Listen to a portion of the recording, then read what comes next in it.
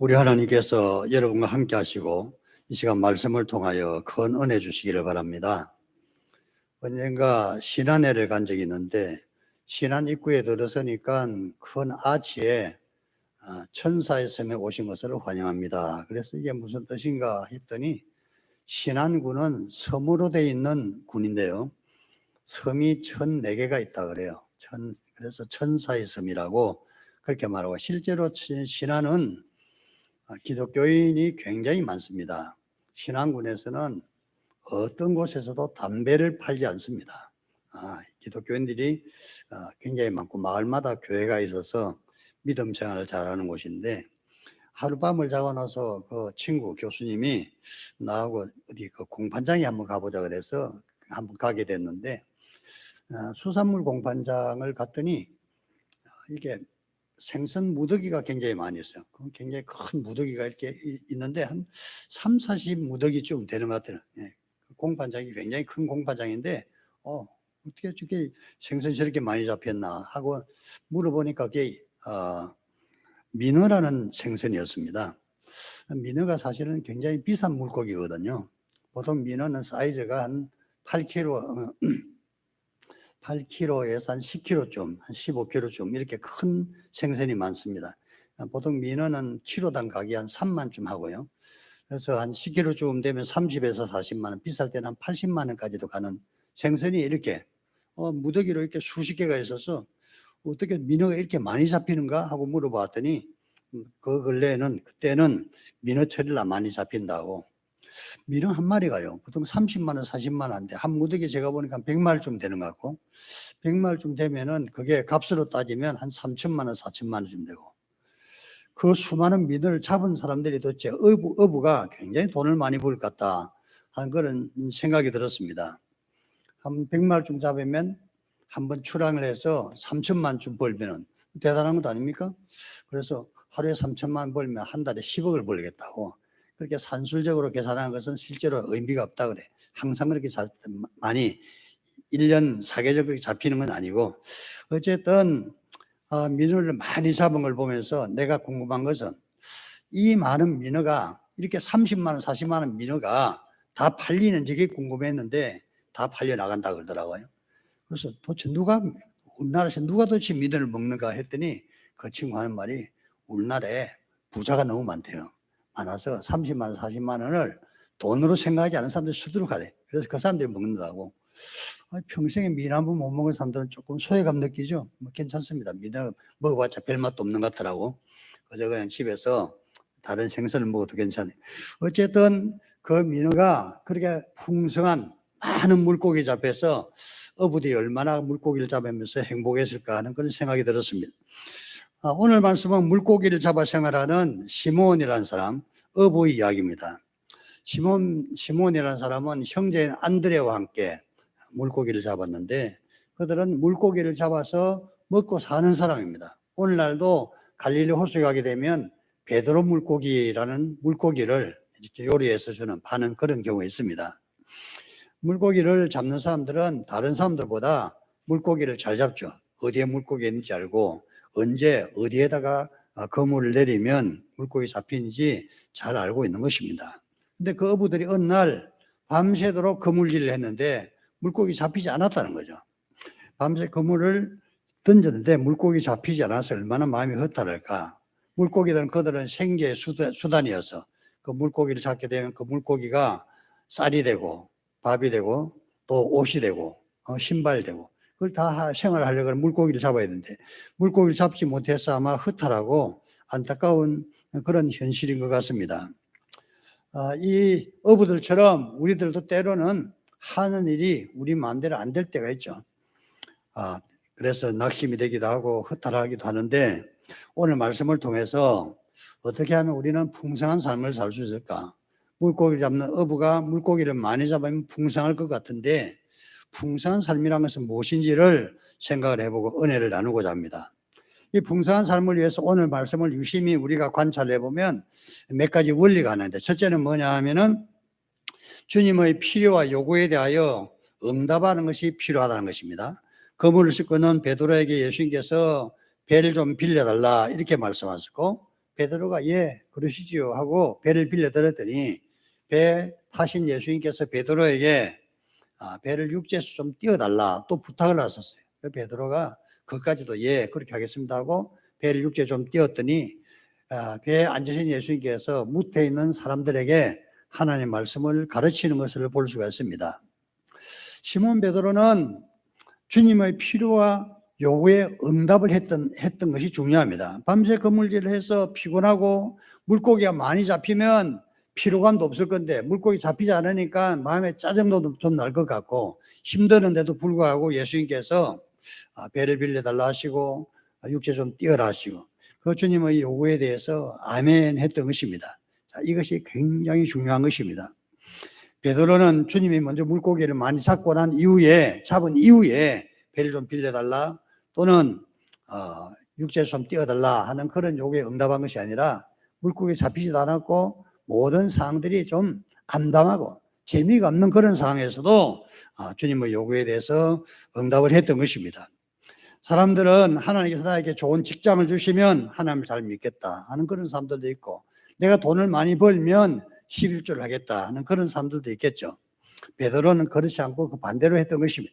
하나님께서 좋지 못한 상황에서 어떤 요구에 대하여 조그만 요구를 응답을 해드렸던 것입니다.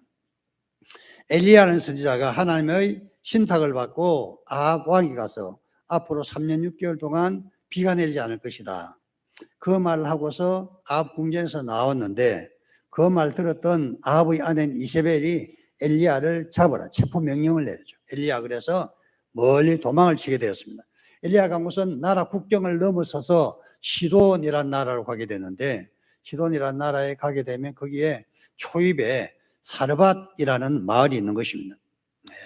서울에서 이게 강원도로 들어오게 되면은 강원도에 들어서 일정 기간 또 들어오게 되면은 홍천이 나타나듯이 홍천이 사르밧쯤 되는 것인데 그 사르밧이라는 마을에 들어섰더니 어떤 여인이 좀 언덕에서 나무를 줍고 있는 것을 보고서 무엇을 하는가 물어봤더니 나뭇가지 몇을 주어서 집에 있는 밀가루 한 움큼과 기름 조금 남은 것으로 빵을 하나 만들어 먹고 이제 우리가 죽을 수밖에 없을 것 같다 하는 그 이야기를 듣고 엘리야가 그 여인에게 그 나무를 주어서 빵을 한 조각 만들어서 먼저 나에게 좀 가져오라 그렇게 말을 했던 것입니다.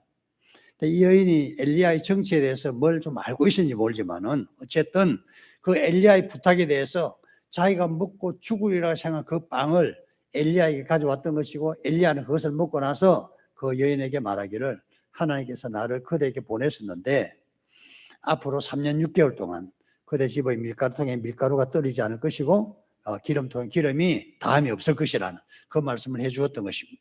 이것도 유심히 보면은 기름통에 기름을 잔뜩 주시고 밀가루통에 밀가루를 잔뜩 채워 넣고 요구하신 것이 아니라 밀가루통에 밀가루는 한 움큼 마지막 한 움큼밖에 없고 기름통에 기름도 다 떨어진 그 상황에서 먼저 나에게 떡을 달라 하는 그 말씀을 이 사르밧의 여인이 순종을 했기 때문에 큰 은혜와 능력과 기적을 경험한 것을 볼 수가 있습니다.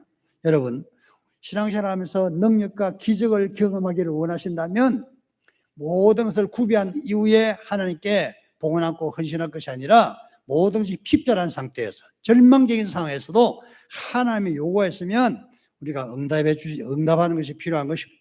오늘 주님께서 나에게 요구하시는 것이 무엇인가? 우리 주님은 나에게 무엇이 필요한지 주님이 쓰시겠다 하신 것이 무엇인지를 유심히 생각을 해봐야 됩니다. 예수님의 시몬의 배에 오르시고 시몬에게 어려운 부탁을 한 것은 아닙니다. 배를 좀 내가 좀 빌려달라 하는 그 말씀도 어려운 말씀이 아니고 배를 좀 띄워달라 하는 것도 어려운 부탁이 아니죠. 우리 주님의 요구가 엄청나게 큰 것을 요구하지 않고 사소한 것을 요구할 때 여러분 거기에 좀 잘 응답을 해보시기를 바랍니다. 교회에서 요구하는 것이 오늘날에는 주님의 요구라고 하시죠. 왜냐하면 교회는 그리스도의 몸이기 때문에 교회에서 여러분들에게 사소한 걸 요구하면 그냥 거부하지 말고 아멘, 아멘, 아멘. 베드로처럼 아멘 하시고 사르밧의 여인처럼 아멘 하시기를 바랍니다. 그때 하나님께서 우리를 풍성한 삶으로 인도하시는 것입니다. 오늘 봐서 두 번째로 볼 수 있는 것은 말씀을 들어야 하고 말씀을 들었을 때 순종해야 한다는 사실입니다. 풍성한 삶을 위해서는 말씀을 듣는 것이 필요하고 또 말씀을 들었을 때 깨달았으면 순종하는 것이 필요합니다. 만약에 말씀을 듣고서도 순종하지 않는다면 베드로에게 그물을 깊은 곳에 내리라 하는 그 말씀을 베드로가 좀 우습게 가소롭게 여기고 바다 사정이야 제가 잘 알지요 하면서 됐습니다. 이런 식으로 응답을 했다면 물고기를 잡지 못했을 겁니다.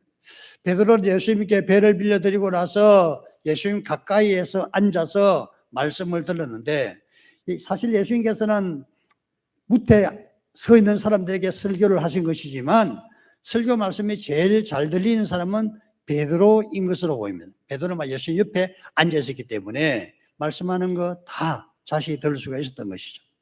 말씀을 들을 때는 가까이서 말씀을 듣는 것이 필요합니다.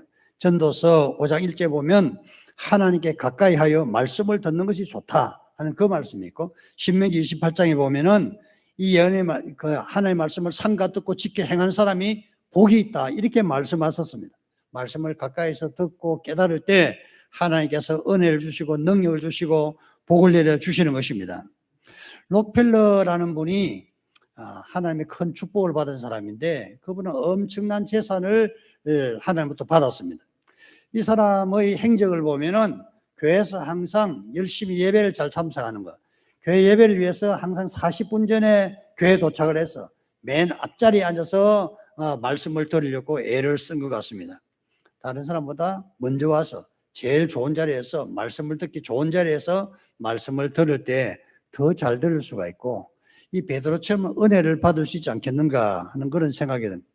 록펠러는 엄청난 재산을 하나님부터 받았어. 엄청난 부를 축적해서 자기를 위해서 쓰지는 않았어요. 시골로 출장을 갈 때에는 조그만 모텔 같은데 오늘날 미국에 가보면은 수없이 많은 모텔이라는 것이죠. 자동차를 타고 와서 막보로 잠깐 쉴 수 있는 그런 곳인데 싼 그런 모텔에 항상 머물렀다고 합니다. 어떤 사람이 그 록펠러에게 당신 아들은 저 호텔에서 먹는데 왜 당신은 이렇게 초라 모텔에서 먹냐 그랬더니 우리 아들은 나 같은 부자가 있기 때문에 그렇다 하는 그런 말을 했대요. 자기는 부자 아버지가 없어서 이렇게 한다고. 어쨌든 그렇게 검소하게 살면서 거기가 평생에 모은 돈을 가지고 무려 4,928개의 교회를 건축했다고 합니다. 교회 하나를 건축하는 거 어려운데 교회를 무려 5,000개를 건축해서 하나님께 봉헌을 하고 수십 명의 선교사들의 생활비를 대주고 수많은 목사님들의 생활비를 대주고 그리고 대학교를 24개나 설립을 해서 건축을 했습니다. 사회연구기관에다가 돈을 엄청 기부를 해서 미국 사회가 견고하게 쓰는데 록펠러가 굉장히 공헌을 한 거죠. 돈을 벌어서 자기를 위해 쓰는 것도 괜찮겠지만 이렇게 사회적 공익을 위해서 쓰는 것은 얼마나 바람직할 것인가. 록펠러가 그렇게 축복을 받은 이유는 하나님의 말씀을 가까이에서 들었다는 그것 때문에 그렇습니다. 그날 바닷가에서 설교 말씀을 들었던 가까이 설교 말씀을 듣던 베드로는 그 때문에 은혜와 능력과 기적을 경험하게 되는 것입니다. 말씀을 들은 베드로에게 예수님께서 깊은 데 가서 그물을 내려라 이렇게 말씀하셨고 그러자 엄청나게 많은 물고기가 잡혀서 하나님의 능력과 기적을 경험했던 것입니다. 가까이 말씀을 듣고 순종할 때 하나님의 말씀을 철저하게 복종하고 순종할 때 그때 하나님의 능력과 지식이 나타나는 원리인 것입니다. 이 은혜가 우리 모든 성도들에게 넘치기를 바랍니다. 모나미 볼펜이라는 것이 있어요. 모나미 볼펜은 1970년대 이후에 우리나라 필기류 판도를 바꾼 그런 것입니다. 제가 60년대 중학교에 들어갔을 때요. 중학교 들어가니까 이제까지 연필로 필기라고 그러지 않습니까? 근데 중학교 가니까 철필을 쓰라고 그랬어요. 철필이라는 것을 기억났으면 아마 60대 이후 되는 분들은 아마 철필이 기억날 건데 잉크에다가 찍어서 철필을 가지고 필기를 하라고. 맨 처음에는 불편하기도 하고 아이들이 장난하다가 잉크를 엎질러서 교과서가 잉크가 묻기도 하고 그런 일들이 많이 있었습니다. 그런데 70년대 되면서 볼펜이 보급되기 시작했는데요. 모든 우리나라 관공서는 그때부터 볼펜이 지배를 하기 시작했죠. 사실은요, 옛날에 동사무소라든지 면사무소에서 글씨를 쓰는 사람 보면은 철필 글씨가 얼마나 명필인지 말로 다룰 수가 없어요. 그 볼펜은 사실 글씨가 예쁘게 되는 건 아니거든요. 어쨌든 볼펜을 만든 사람이 우리 감리교회 성도입니다. 송삼석이라는 분인데 서울에 있는 정동제일교회 성도입니다. 그러니까 1963년도에 어떤 부도가 나기 직전인 볼펜 회사를 하나 동업을 해서 얻었는데 얼마 있다 동업자가 끊어져 나가고 그 회사가 부도 위기에 몰렸을 때에 산에 가서 기도를 하게 되었습니다. 원래 믿음이 별로 좋은 모태신앙이어서 할머니의 등에 업혀서 새벽기도를 다녔지만 자기 자신의 체험은 별로 없는 사람이라 다급하니까 이제 산에 가서 기도를 하게 됐는데, 기도를 하다가 곰곰이 생각해 보니까 믿음 생활을 한다고 하는 자기가 믿음 생활을 제대로 안 한 것을 발견하게 됐죠. 네. 주의를 제대로 성수하지도 않고, 또 이 수입이 있어봤자 11조도 제대로 안 하고, 기도 생활도 제대로 안 한 것을 발견하게 되었습니다. 하나님 앞에 세 가지를 약속했습니다. 하나님, 앞으로는 어떤 일이 있어도 반드시 주의를 성수하겠습니다. 그리고 제가 돈을 벌든 안 벌든 어쨌든 11조는 해보겠습니다. 그 약속을 하고, 앞으로 제가 어찌됐든 간에 새벽 기도를 한번 해보겠습니다. 그 약속을 하고 성경을 보는데, 보다 보니까 요한복음 21장을 읽다 보니까 베드로가 잡은 물고기가 153마리라는 그 부분이 눈이 딱 꽂혀요. 그래서 앞으로 내가 볼펜 이름을 모나미라는 이름으로 정하기로 했는데, 모나미는 친구 사이라는 뜻입니다. 친구 사이라는 이 모나미였는데, 모나미 153, 기적의 숫자 153을 집어넣어서 해서 모나미 153이라는, 지금 모나미 153이 뭔지 대부분 모르죠. 153 이렇게 해서 팔기 시작했는데, 그때 하나님께 약속하기를, 하나님께 부탁하기를, 하나님, 이 볼펜을 온 세상 사람들이 다 한 자리로 살 수 있도록, 그 당시 지구 전체 인구가 50억이었거든요. 볼펜 50억짜리를 팔게 하옵소서, 그런 기도를 했는데, 그 기도 이후에 70년대에는 한 달에 한 100만 자루 이상을 팔았다 그래요. 그러다가 이제 수출도 되고 40억 자루 이상까지 팔았는데, 아마 지금은 50억 자루 아마 팔았을 겁니다. 하나님께 이렇게 기도한 대로 그렇게 이루어진 것을 볼 수 있습니다. 송삼석 회장이 이렇게 하나님 은혜를 풍성하게 받은 것은 그가 하나님 앞에서 잘못된 것들을 회개하고 뉘우치기 때문이 아닐까, 이렇게 생각합니다.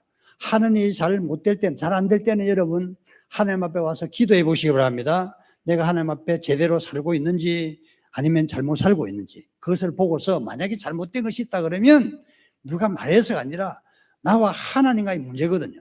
하나님 앞에서 내 잘못된 것들을 만약에 고치게 되면 하나님께서 다시 은혜를 주실 줄로 믿습니다. 이 은혜가 우리 모두에게 충만하시기를 주님 이름으로 축원합니다. 세 번째로, 이제 풍성한, 이 수많은 물고기 잡혀서 풍성한 삶이 이루어진 것 같은데, 정말 풍성한 삶은 물고기를 통해서 오는 것이 아니라 영적인 차원이 있어야 한다는 것입니다. 베드로가 많은 물고기 잡힌 것을 보고 덜컥 겁이 나서 그 주님을 바라보면서 이분이 사람이 아니구나, 나는 사람인 줄 아는 사람이 아니구나 하고서 주여 나를 떠나소서. 이스라엘 사람들 쓰는 용어 주라는 단어는 아도나이라는 단어고, 아도나이 단어는 항상 하나님을 호칭하는 하나입니다. 그래서 예수님을 향해서 하나님 나를 떠나세요, 나를 떠나소서, 나는 죄가 많은 사람입니다. 그랬더니 예수님께서 무서워하지 말라, 앞으로는 그대가 사람을 취하리라. 이제 물고기를 잡았지만 앞으로는 사람을 이렇게 취할 것이라고 그렇게 말씀하셨고, 베드로는 그 시로 모든 것을 버려두고 주님을 따라 나섰다고 되어 있는 것입니다. 여러분들, 사람이 살면서 풍성한 삶이라는 것은 뭘 많이 먹는다고, 돈이 많이 뜬다고 풍성한 삶이 아니라, 주님을 제대로 믿을 때, 주님이 주시는 참된 평화와 기쁨과 은혜가 있을 때 참된 풍성한 삶을 살 줄로 믿습니다. 예수께서 말씀하시기를 내가 온 것은 양으로 생명을 얻게 하고 더 풍성히 얻게 하려 함이라. 이 말씀, 이 풍성히 얻게 하려 함이라는 말은 양이 풀을 많이 얻는다는 그 정도 뜻이 아니라 더 깊은 차원이 있는 것입니다. 한 여행객이 영국의 해안 지방을 여행하다 보니까 갈매기 떼들이 많이 죽어 있는 것을 발견하게 되었습니다. 그래서 갈매기가 왜 이렇게 많이 죽었는가 하고 가이드에게 물어봤더니 하는 말이, 이 갈매기를 죽인 것은 관광객들이 죽인 거라고. 관광객들이 여름에 많이 와서는 갈매기에게 먹이를 주게 되면 갈매기가 가까이 와서 관광객의 어깨 위에 앉기도 하고 머리 위에 앉기도 하고, 울릉도 우리가 가다 보면 그런 일이 있어요. 관광객에게 뭐 새우깡을 주니까, 갈매기에게 새우깡을 주니까 새우깡 먹으려고 갈매기들이 사람들이 오고 그런데, 근데 관광객들이 단순히 과자 정도가 아니라 고기 같은 거 그리고 막 던져주니까 갈매기들이 계속 관광객들만 쫄쫄 따라다니다가 이 갈매기들이 자꾸 맛있는 걸 주니까 먹고 해서 나중에 살이 쪄버렸어요. 살찐 갈매기들은 날 수가 없는 것입니다. 갈매기가 살이 쪄가지고 뒤뚱뒤뚱 하면서 계속 관광객들이 주는 걸 먹다 보니까 살이 쪄서 날 수가 없어서 여름이 끝나면 갈매기들이 날지를 못해서 바다에 들어가지도 못하고 그래서 고기를 잡지 못하기 때문에 이렇게 죽는다는 것입니다. 사실 갈매기란 새는 하늘을 날아야 제맛이죠. 비만해져서 뒷둥거리며 듣는 것은 그 오리지. 그래도 갈매기라 할 수 있겠어요. 갈매기의 행복이라는 것은 나르는 데서 오늘과 마찬가지로 사람의 행복이라는 것은 단순히 많은 것을 먹고 풍성한 이렇게 물질적인 삶을 누린다고 해서 반드시 행복한 것은 아니라는 겁니다. 평범한 어부였던 이 베드로가 많은 물고기를 잡아서 돈을 많이 버는 게 행복일 것 같지만 베드로가 생각하기에는 그것보다 더 나은 차원, 새로운 차원이 있다는 것이고 그것이 바로 예수님을 따르는 것이 나를 따르라는 예수님 말씀에 대해서 기꺼이 예수님을 따라 나섰던 것이고 그 이후에 베드로의 인생이 완전히 달라졌던 것입니다. 평범한 어부였던 베드로가 위대한 주님의 사도가 되어서 역사에 큰 흔적을 남기는 발자국을 남기는 위대한 지도자가 되지 않았습니까? 베드로의 인생이라는 것이 생각해 보면 고난도 받고 많은 어려움도 있었지만은 그러나 궁극적으로 생각해 보면 베드로는 정말 가치 있는 일을 하게 된 것이고 영적으로 풍성한 삶을 받아 누리는 것을 볼 수가 있는 것입니다. 그냥 바닷가에서 갈매기가 먹는 것에 심취해 있다가는 갈매기가 제 구실을 못하는 것처럼 우리 모든 성도들도 이 세상의 육체적인 것들, 세상 것들에 너무 심취하게 되면 영적인 것에 다 탈락이 되는 것입니다. 오늘 베드로가 주님을 따라갔던 것처럼 우리 모든 성도들도 진정한 풍성한 삶을 얻기 위해서 주님을 따르시기를 바랍니다. 베드로가 따랐던 주님을 따르시고 주님과 함께 동행하시는 그래서 풍성한 삶을 받아 누리시는 복된 성도들 되시기를 주님 이름으로 축원합니다. 기도합시다.